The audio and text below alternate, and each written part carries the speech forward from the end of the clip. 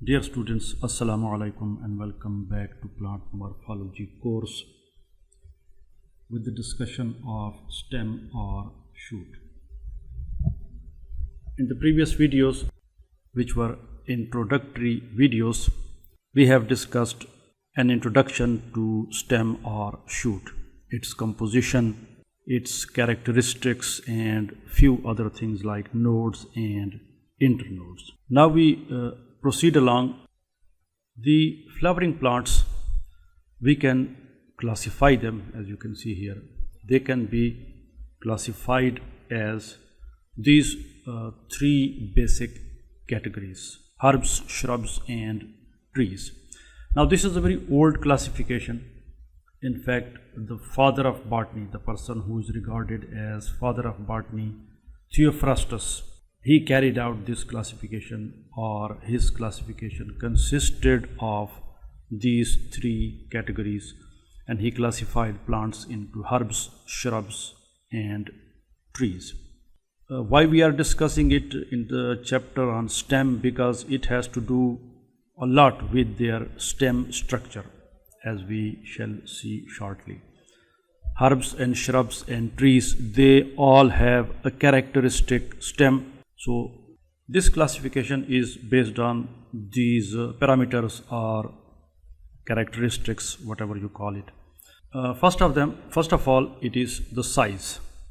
The size of the plant, whether it is a small plant, an intermediate or a tall plant. Next is the habit of growth, how the plant grows, and next is their stem, whether it is a soft stem or it is a woody stem. So this classification is also based on the nature of their stems. So first of all, herbs. Herbs are those plants which, for the most part, this is first of all their size. So for the most part, they are small sized plants. They do not grow very tall. Most of the herbs, they fall within the range of a feet or two maximum. This is their normal size.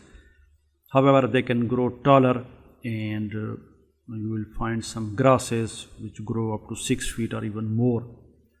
But obviously not all the herbs are that tall. They usually remain small in size, close to the ground. So they are small sized plants.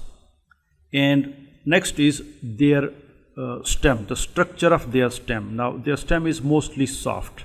All the herbaceous plants, they have soft stems which can be easily bent or broken. They can be bent or we can easily break them. So they are easily bent or broken. Soft stems. Now where you are going to find the herbs, or which plants are classified as herbs, we haven't yet discussed it. The annuals and the biennials, this is based on their age or duration, and we shall see it after discussing these herbs and shrubs. So most of the annual plants and biennial plants, they are herbs. They are herbaceous plants. They are small in size and they have soft stem. The structure of their stem is soft. So this is a very common example of plants that you will regularly find around yourself. Mustard, brassica, poppy, this is a common ornamental plant. Radish and turnip, we have already discussed these two plants when we discussed roots, tuberous roots, tuberous taproots. They have taproots. However, not all annual and biennials are herbs. There are also perennials, plants which live for many years. So like ginger, for example, mint, two very basic examples of perennial plants. Now herbaceous plants are not perennials, but these plants are perennials, and there is a very good reason for that, and that reason being their underground parts, their underground stem, as we shall see in this chapter, the underground stem. So what happens that these plants, for example, this is soil and the plant is growing above the soil.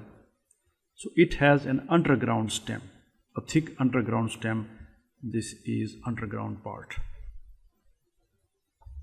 Now these plants, they remain, these underground parts or underground stem, it remains and it lives throughout the winter. It doesn't die out. However, the aerial part, it perishes during the winter. It disappears, but this underground parts, the underground stem, it remains alive. And in the next season, this underground part gives out new aerial shoot. So in this way, although it is herbaceous plant, but it becomes perennial, as we shall see in the underground. There are also some herbs in which the shoots are more or less woody at the base. One of the common example is wallflower. Now we have a special term dedicated to it, and that term is suffrutescent. Suffrutescent is a term which is used for a plant with woody base. For example, this portion of the plant which is just above the soil, the base, it is woody, and its upper part, the rest of the plant above, is herbaceous. So it is herb-like, whereas the lower part is woody. So a special term has been crafted for it, and that is suffrutescent. So wallflower is suffrutescent because it has a woody base. So this was a short discussion of herbaceous plants or herbs. Next is shrubs. The shrubs are woody plants. Most of the shrubs, they are, almost all shrubs, they are woody, and moreover, unlike herbaceous plants, they are perennial. So herbs are a long-lived plant. They live for a longer time, live for many seasons, and their stem is woody. So this is a basic difference between a shrub and a herb. As far as their size is concerned, so it is in between these two limits. Trees on the one side which are larger than shrubs, and herbs on the other side which are smaller. So shrubs are larger than herbs. Mostly their size is measured in several feet above the surface of the ground. Just like we have a common word in English, and that is bush. So they are bush-like, but not all bushes shrubs, because herbaceous plants sometimes they are also bush-like. However, you will find certain large shrubs which attain the size of a small tree, but that's an exception rather than a rule. For the most part, the size of the shrubs is smaller than trees, but it is larger than herbs. One of the things that you will notice when observing the shrub, that the branching of the stem, their main stem or their trunk, it starts right from the surface of the ground. For example, this is soil, and now you will frequently find several stems arising from the ground level upwards. So as you can see here, we have, let's draw 3.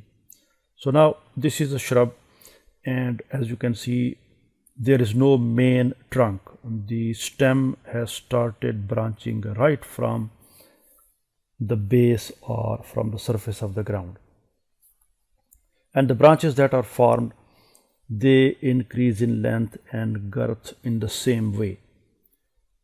So there is no way to distinguish that which one of these 3 is the main stem or the main trunk, as we see in trees or in herbs as well. We have a main stem, but in shrubs, and there are many examples, rose is one of the very good example, common example, but Dudonia viscosa, a plant which is cultivated for hedge, and similarly jasmine, China rose, Hibiscus rosa sinensis.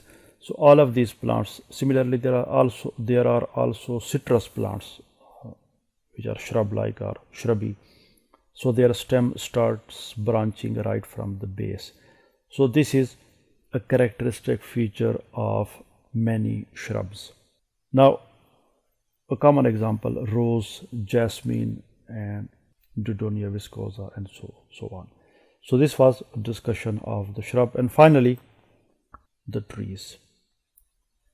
Trees are also woody.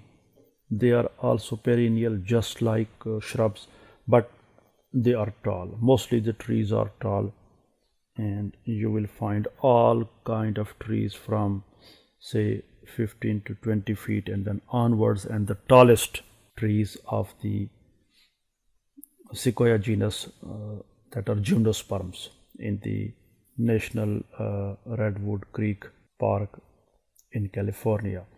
So those are the tallest trees. Similarly, eucalyptus among the Angiosperms is the tallest tree. So they are tall, woody, and perennial, and they have a main trunk. Mostly you see that the tree has, for example, mango tree or Dalbergia tree or eucalyptus tree. So they have a main trunk and then a characteristic canopy. So this is its canopy, and this is the trunk. This is the main stem or the trunk,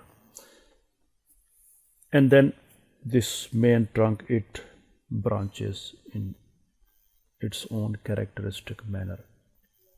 So this is a tree, and they are mostly tall in size.